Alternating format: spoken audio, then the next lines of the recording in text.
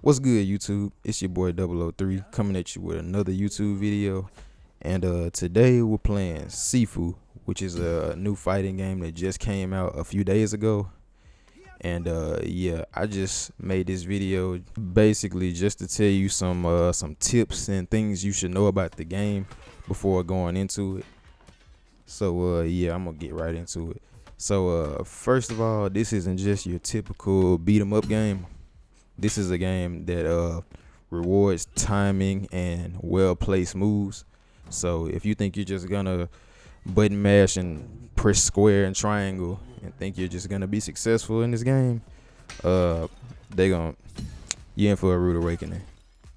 So this game has 5 levels. All levels are unique in their design, and but they are also similar because they all have a boss fight at the end of each of them.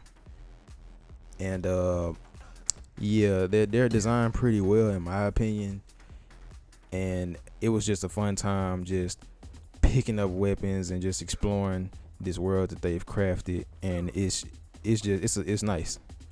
But another feature of the game is the aging system, which I haven't really seen in a game before, not like this at least. So on the first level of the game, you start off at age 20, and it goes all the way to age 70. And once you reach the age of 70 and you die, basically the level restarts and you have to start over. But what's unique about this is, and what adds replay value to this game is that, let's say you beat a boss, let's say take level 2 for instance. Let's say you get through level 2 for the first time and you beat it and you beat the boss, but let's say you were 24 when you started the level, but towards the end, once you beat the boss and beat the level, you were age 50 or 60. When that happens, that's gonna be the age you started on level 3. So a lot of the time it's gonna be more beneficial for you to just restart level 2, and then given that you've beaten it already, you should know how the final boss is, and you should know exactly how to navigate to the boss, and you should kind of know where weapons are and what enemies are gonna come at you, basically, so that you can get through the level more smoothly than you did the first time you beat it and not die as much, basically. So that's basically what I had to do for the second level, because I was a really high age once I beat it the first time.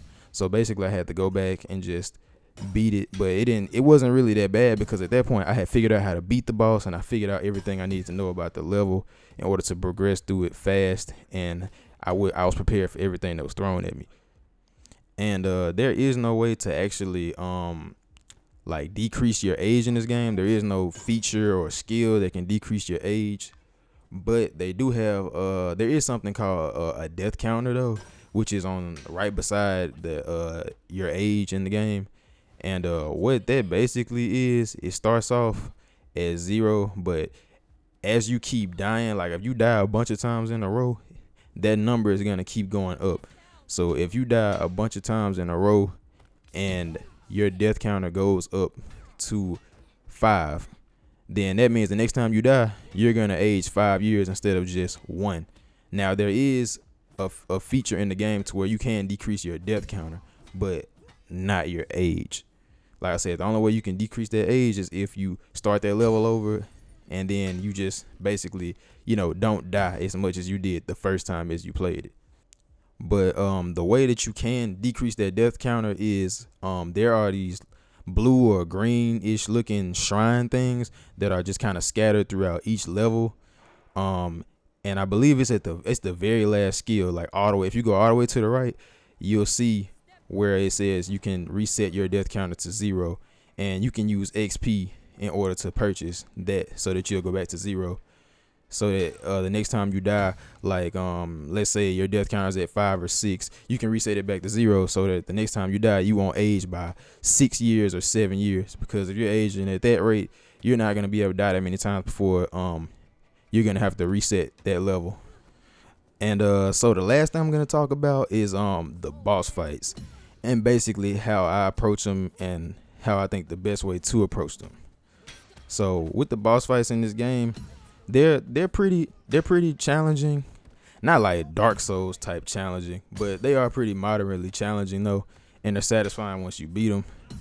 But how I approach the boss fights in this game now is like basically I go in and I feel out the enemy first. Like I kind of try to learn the enemy's move set and how they kind of operate. So that way, if I actually died a bunch on that level and I already know that I'm probably gonna have to replay it so that I can have a younger age before I start the new level. That way I can go, when I do go back and fight that boss for the second time, I already know his weaknesses and I already know how to approach him and how to beat him without dying a bunch of times, so that I'll be at a younger age starting the level after that. So yeah, basically just be kind of passive, learn his moveset, learn when you can attack him, when you shouldn't attack him. So it'll just be easier on you if you have to fight him again. But also, like, I just find that works a lot better, because if you just run in and just try to just wail on them and just try to just beat them up, you gonna get smashed. you gonna get smashed. Like, it's not gonna blow over well for you, or at least for me. You need to kind of feel them out first and figure out when you need to hit them and when you should lay off, because if you just go in kind of brainlessly, this game has a way of definitely punishing you horrifically for that. But yeah, like I said before, this isn't just your typical beat 'em up game. It actually requires some skill and finesse, which I really like, because it makes the game that much better and satisfying to play. So yeah, even though it might not look like that, it might just look like I'm just beating everybody up and it's just easy. But I guarantee if you actually play the game, you'll realize, like, yeah, you have to actually think and use the skills and abilities and parry and dodge and do all of that stuff and know when to do it as well in order to be successful in this game. But yeah, that's it for the video. I hope everybody that watched it enjoyed it. I hope everything made sense that I was talking about. And if it doesn't, if you get the game, I'm pretty sure you'll actually kind of understand what I'm talking about if you actually pick up the game. But expect more Sifu content, because I am really enjoying playing this game. And if you would like the video, subscribe if you haven't already subscribed. And as always, y'all be easy. Peace.